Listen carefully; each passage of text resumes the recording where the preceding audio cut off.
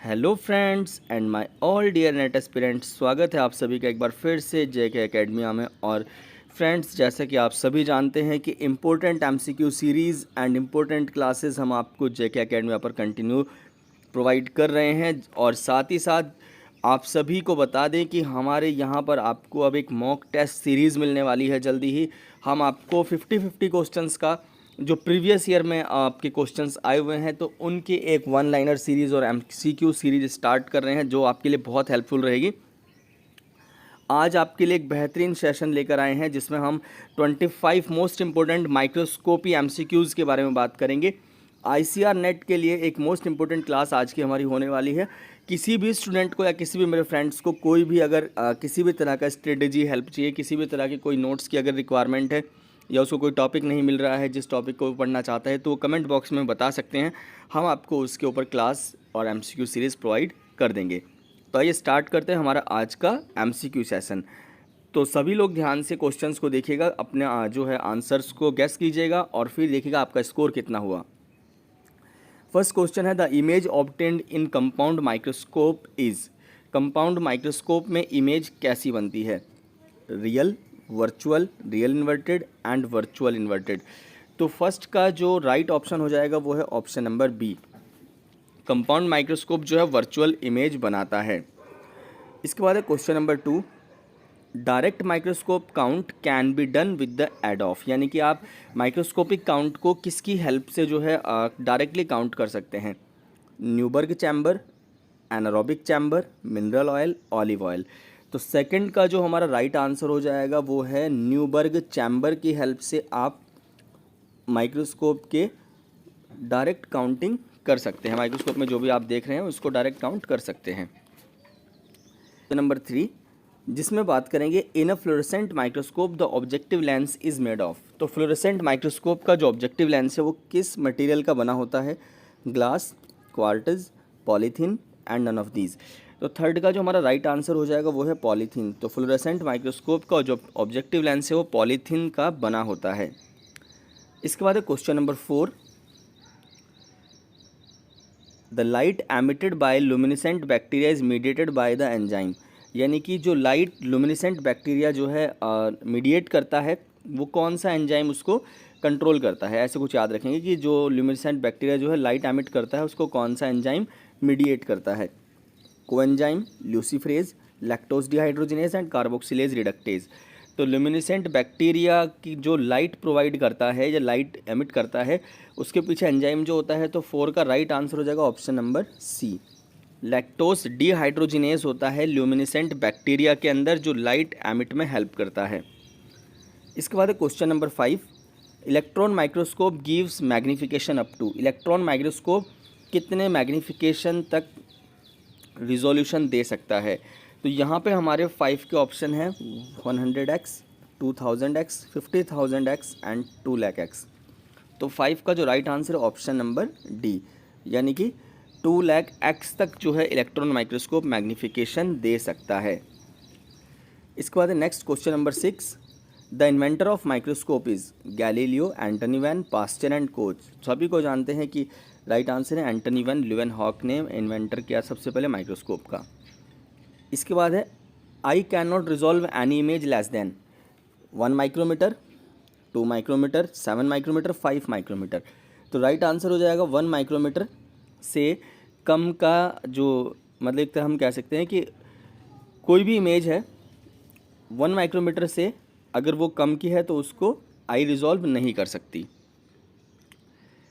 इसके बाद है next question number 8, compound microscope was discovered by. ये भी सभी लोग जानते हैं, A V Leeuwenhoek, Pasteur, Janssen and none of these. तो जैनसन नाम जैसे ही दिखाई दे तो कंपाउंड माइक्रोस्कोप का इन्वेंटर आंसर हो जाता है। तो फ्रेंड्स, यहाँ पे हमारा जो नेक्स्ट क्वेश्चन है क्वेश्चन नंबर 9, हम आपको इसी तरह से एमसीक्यू सीरीज़ लगातार प्रोवाइड करते रहेंगे। तो आप हमें कमेंट बॉक्स में ज़रूर बताया कीजिए कि हमारा एमसीक्यू सीरीज़ आपको कैसा लग रहा है। Electron microscope was discovered by professor Fritz, Janssen Hans, Knoll and Ruska and none of these. तो 9 का जो हमारा राइट आंसर हो जाएगा Knoll and Ruska. Electron microscope को Knoll and Ruska, compound microscope को दिया था जैनसन ने। इसके बाद है next, magnification range of light microscope is, light microscope की मैग्नीफिकेशन रेंज कितनी होती है? तो डायरेक्ट इसका आंसर ले लीजिए। 10 का जो हमारा राइट आंसर हो जाएगा 1000 to 20,000 एक्स जो है राइट आंसर हो जाएगा। तो लाइट माइक्रोस्कोप की जो रेंज है मैग्नीफिकेशन की वो 1000 से 2000 एक्स होती है। इसके बाद next, condensation of light in light microscope is by. तो लाइट का कंडेंसेशन लाइट माइक्रोस्कोप में कौन करता है? Objective, condenser, ocular, all of these. तो राइट आंसर 11 का जो हो जाएगा हमारा वो है ऑप्शन नंबर बी। तो लाइट कंडेंसेशन का काम कंडेंसर करता है। इसके बाद है question number 12, light gathering capacity of microscope is called. यानी कि जो माइक्रोस्कोप की लाइट गैदरिंग कैपेसिटी होती है उसे क्या कहते हैं? Option a numerical aperture, option b angular aperture, option c both a and b, and option d none of these. तो 12 का जो राइट आंसर हो जाएगा वो option number a numerical aperture. तो लाइट गैदरिंग कैपेसिटी को न्यूमेरिकल अपर्चर कहते हैं। इसके बाद है question number 13, if 10x and 40x objectives are used और एयर वहाँ पर मीडियम है तो न्यूमेरिकल अपर्चर कितना होगा? अगर आप 10x और 40x के ऑब्जेक्टिव्स यूज़ करते हैं तो वहाँ पर जो न्यूमेरिकल अपर्चर है वो कितना होगा? ये जो क्वेश्चन है मोस्ट इंपॉर्टेंट हो जाएगा आपके लिए। ए 1.5, बी 2.0, सी 1.0 एंड डी 1.8। तो 13 का जो हमारा राइट आंसर है ऑप्शन नंबर सी। तो अगर आप objective lens 10x 40x use कर रहे हैं तो आपका न्यूमेरिकल अपर्चर जो है वो 1.0 होता है। इसके बाद question number 14, the ability of microscope to distinguish two objects into two separate objects is called. देखो इसने कहा है कि माइक्रोस्कोप की एक ऐसी एबिलिटी है जो डिस्टिंग्विश करती है दो ऑब्जेक्ट्स को और सेपरेट करती है दो ऑब्जेक्ट्स को, उसे क्या कहते हैं? रिजॉल्विंग पावर, वेवलेंथ और N and none of the above. तो 14 का जो हमारा राइट आंसर हो जाएगा option number a resolving power है जो दो ऑब्जेक्ट को सेपरेट करती है। ऐसे आप याद रख लेंगे कि रिजॉल्विंग पावर माइक्रोस्कोप की दो ऑब्जेक्ट को सेपरेट करती है। क्वेश्चन नंबर 15 है, limit of resolution of compound microscope is. Compound microscope की रिजोल्यूशन लिमिट कितनी होती है? 0.018, 0.1 मिलीमीटर, 0.5 माइक्रोमीटर, 1 मिलीमीटर। तो देखो यहाँ पर जो हमारा 15 का जो राइट आंसर हो जाएगा वो होगा ऑप्शन नंबर बी 0.1 mm जो है हमारी रिजोल्यूशन लिमिट होती है कंपाउंड माइक्रोस्कोप की। इसके बाद question number 16, source of light in fluorescent microscope is from. Source of light जो है फ्लोरेसेंट माइक्रोस्कोप में क्या होता है? तो 16 का जो हमारा राइट आंसर हो जाएगा वो option number a mercury lamp जो है फ्लोरेसेंट माइक्रोस्कोप का सोर्स ऑफ लाइट होता है। इसके बाद है question number 17, which part of the compound microscope help in gathering and focusing light rays on the specimen to be viewed. देखने के लिए लाइट रेज को कौन फोकस करता है, कौन गैदरिंग करता है, तो ये आपको बताना है। तो यहाँ पर 17 का जो राइट आंसर है option number c condenser lens का काम होता है लाइट को गैदरिंग करना और उसको स्पेसिमेन के ऊपर फोकस करना। इसके बाद question number 18, resolving power of microscope is a function of. जो माइक्रोस्कोप की रिजॉल्विंग पावर है, ठीक है, वो किसका फंक्शन होता है? वेवलेंथ ऑफ लाइट यूज्ड, यानी कितने वेवलेंथ की लाइट यूज़ हो रही है, numerical aperture of lens system, refractive index and wavelength of light used and numerical aperture of lens system, दोनों। तो 18 का जो हमारा राइट आंसर हो जाएगा option number D wavelength of light and numerical aperture of lens, दोनों ही responsible होते हैं माइक्रोस्कोप की रिजॉल्विंग पावर के लिए। तो लाइट की वेवलेंथ और न्यूमेरिकल अपर्चर दोनों ही रिस्पॉन्सिबल होते हैं रिजोल्यूशन पावर के लिए। इसके बाद है question number 19, the greatest resolution in light microscopy can be obtained with.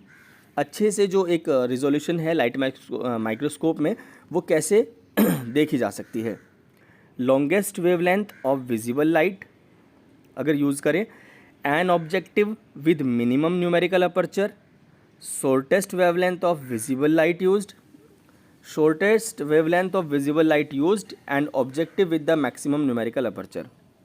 तो राइट ऑप्शन 19 का जो हमारा है option number D shortest wavelength visible light की और ऑब्जेक्टिव लेंस का मैक्सिमम न्यूमेरिकल अपर्चर होना चाहिए। तो वेवलेंथ शॉर्ट हो लाइट माइक्रोस्कोप के लिए और न्यूमेरिकल अपर्चर ऑब्जेक्टिव का मैक्सिमम हो। इसके बाद है question number 20, oil immersion objective lens has an numerical aperture value of, तो ऑयल इमर्जन ऑब्जेक्टिव लेंस की जो न्यूमेरिकल अपर्चर वैल्यू है वो कितनी होती है। ऑयल इमर्जन लेंस आपका 100x का होता है, ये आपको पता होगा। तो ऑयल इमर्जन ऑब्जेक्टिव लेंस का न्यूमेरिकल अपर्चर वैल्यू कितना होता है, 0.65, 0.85, 1.33, 1.00। तो 20 का जो राइट आंसर है ऑप्शन नंबर सी यहाँ पर सही हो जाएगा। इसके बाद है question number 21, total magnification is obtained by. Total magnification is obtained by किससे, मतलब टोटल मैग्नीफिकेशन मिलती है magnifying power of the objective lens, magnifying power of eyepiece, magnifying power of condenser lens and magnifying power of both objective and eyepiece. तो 21 का जो right answer है वो option number D, magnifying power of both the objective lens and eyepiece lens. तो total magnification तो दोनों lens ही देंगे ना, तो इसलिए आपको याद रखना है दोनों ही लेंस जो है मैग्नीफिकेशन देते हैं। 22 है, एक मिनट, 22 हमारा, in light microscopy which of the following is used as the fixative prior to staining technique. इसने कहा है कि लाइट माइक्रोस्कोप में हम कौन सा यूज़ करते हैं स्टेनिंग टेक्निक में फिक्स करने के लिए, ऑस्मिक एसिड, ग्लूटाल्डिहाइड, हीट, और ऑस्मिक एसिड, ग्लूटाल्डिहाइड और हीट। तो 22 का जो राइट आंसर है वो होगा ऑप्शन नंबर सी।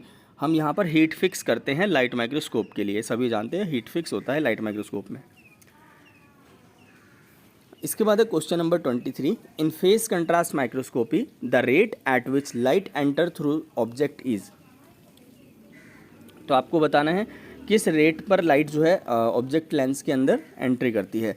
तो कांस्टेंट रेट से, inversely proportional to their refractive indices, directly proportional to their refractive indices and exponentially related to their refractive इंडिसाइज।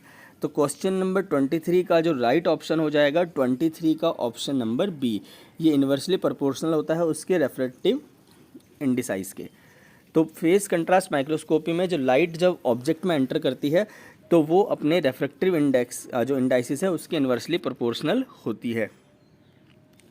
Question number 24 है, विच part of the light microscope control the intensity of light entering the viewing area. तो इसने कहा है कि light microscope का कौन सा part control करता है लाइट एंड जो है इंटेंसिटी को जब वो एक व्यूइंग एरिया में एंट्री करते हैं, स्पेसिमेन के पास एंट्री करती है। तो option a coarse adjustment, option b fine adjustment, option c diaphragm, option d condenser lens. 24 का जो राइट आंसर हो जाएगा ऑप्शन नंबर सी। तो ऑप्शन नंबर सी यानी कि डायफ्राम जो है लाइट की इंटेंसिटी को कंट्रोल करता है। गैदरिंग फोकस करने का काम कंडेंसर का होता है, इंटेंसिटी को कंट्रोल करने का काम डायफ्राम का होता है। विच of the following is use in electron microscope, इनमें से कौन से इलेक्ट्रॉन माइक्रोस्कोप में यूज़ होता है, electron beams, magnetic field, light waves, electron beams and magnetic field. तो 25 का जो राइट आंसर है option number D, electron beams and magnetic field, ये सभी इलेक्ट्रॉन माइक्रोस्कोप में यूज़ होते हैं। तो आज के 25 क्वेश्चंस हमारे फिनिश हुए। नेक्स्ट 25 की क्लास आपको जो है विद इन 1 to 2 डेज़ मिल जाएगी। अब जो नेक्स्ट क्लास हमारी आएगी वो फूड माइक्रोबायोलॉजी का MCQ क्लास 2 आएगा। तो कैसी लगी आप सभी को आज की माइक्रोस्कोप में MCQ सीरीज़, तो हमें कमेंट बॉक्स में आप ज़रूर बताइए ताकि हमें पता चले कि हमारा जो एफर्ट है वो आप सभी के लिए किस तरह का चल रहा है। तो आप सभी वीडियो को लाइक कर दीजिए, अगर आपको अच्छा लगा है तो चैनल सब्सक्राइब कर दीजिए, आने वाले वीडियो की नोटिफिकेशन में आपको मिल जाएंगी। तो बने रहिए नेट एग्ज़ाम तक, उसके बाद तक हमारे साथ। JK अकेडमी आपको टाइम टू टाइम जो है आपके एग्रीकल्चर कॉम्पिटिटिव एग्ज़ाम्स के लिए important notes and classes provide करता रहेगा। तो फ्रेंड्स मिलते हैं नेक्स्ट क्लास में, तब तक के लिए bye bye and take care.